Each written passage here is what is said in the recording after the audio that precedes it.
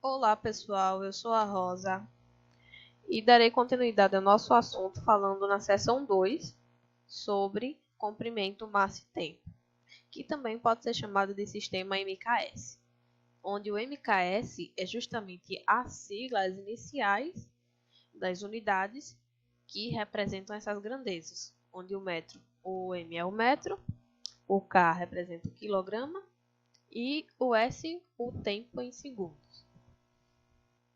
Então, falando um pouco sobre o comprimento, onde as unidades que costumamos utilizar para representar essa grandeza é o milímetro, o centímetro, o metro e o quilômetro. A primeira definição de metro foi dada como a 10.000.000ª parte de um quarto do meridiano terrestre, como nós podemos ver nessa figura do globo. Então, esse pedaço daqui até a linha do Equador seria um quarto do meridiano terrestre e a 10.000.000ª parte desse pedaço seria o equivalente a 1 metro. Mas precisou-se de uma definição que melhor expressasse a ideia de metro.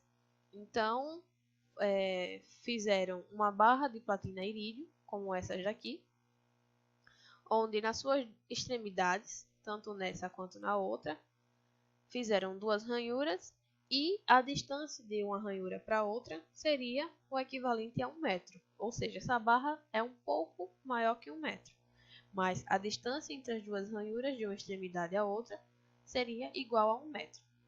Mas, pela essa parte do metro ser uma definição de algo físico, então às vezes ocorre desgaste do material, então deveriam fazer réplicas dessas barras para poder ser o metro convencional, né? O metro padrão. E assim os cientistas concluíram que precisariam de uma definição mais precisa de metro e não mais baseada nessa barra padrão do metro. Então, foi aí que eles concordaram que em 1960 o novo padrão para o metro seria baseado em comprimentos de onda da luz. Então, foi utilizado a luz vermelho alaranjada do átomos de criptônio que eram emitidas, e os comprimentos de onda dessa luz eram equivalente a 1.650.763,73. É justamente esse número que está expresso aqui. Então, essa emissão de comprimentos de onda é que seria o equivalente a um metro, ok? Mais um pouco depois, foi reformulada essa definição e chegou-se à definição que conhecemos atualmente e a que foi mais aceita, que é a definição de metro, que é a distância percorrida pela luz no vácuo em um intervalo de tempo especificado. Aqui temos um exemplo simples de conversão de unidade de comprimento. Então, a distância média entre o Sol e os planetas Mercúrio, Vênus e Marte são, respectivamente, 57,7 vezes 10 a 9 metros, 107,7 vezes 10 elevado a 11 centímetros e 226,5 vezes 10 elevado a 12 milímetros. Então, represente essas distâncias em quilômetros. Então, fazendo as conversões necessárias, além de transformarmos essas unidades para quilômetros, nós precisamos colocá-la na notação científica correta, que já foi falado. O primeiro número, que corresponde ao fator A, ele deve estar entre 1 e 10. Ele deve ser maior ou igual a 1 e menor que 10. Então, nós devemos deslocar a vírgula junto.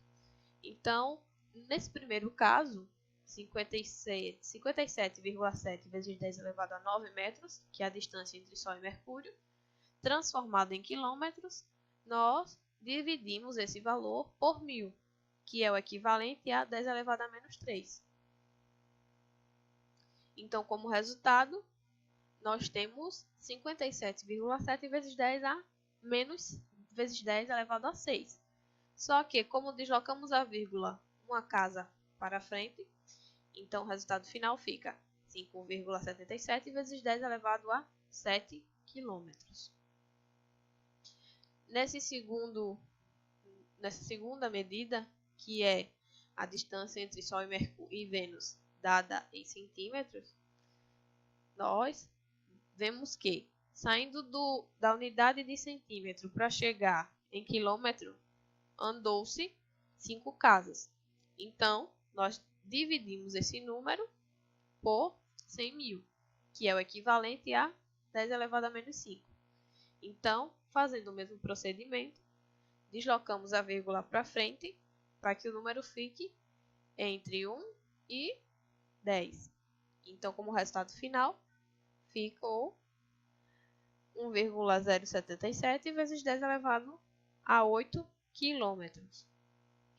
E para a distância entre Sol e Marte, que está dada em milímetros, o mesmo procedimento também.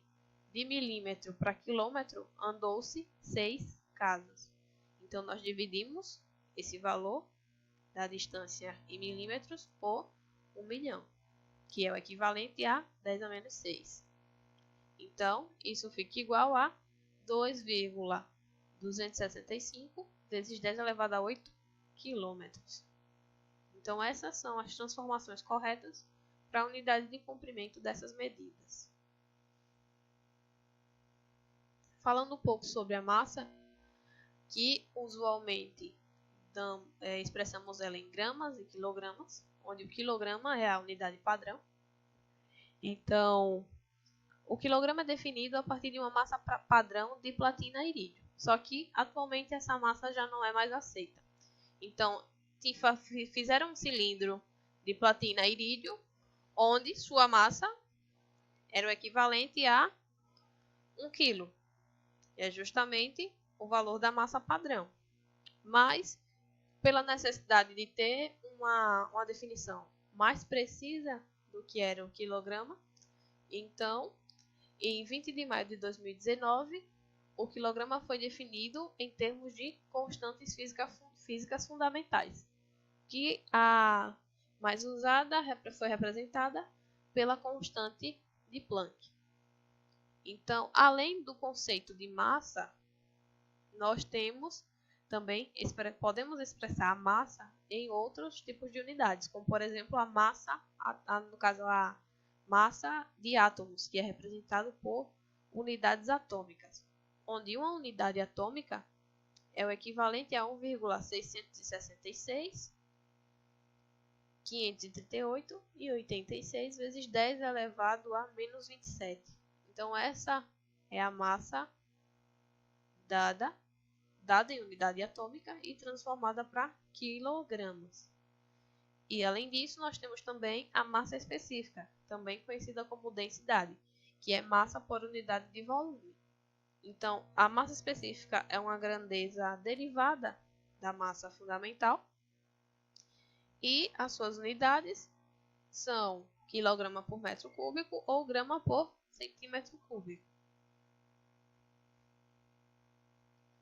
Vamos aqui a dois exemplos simples também.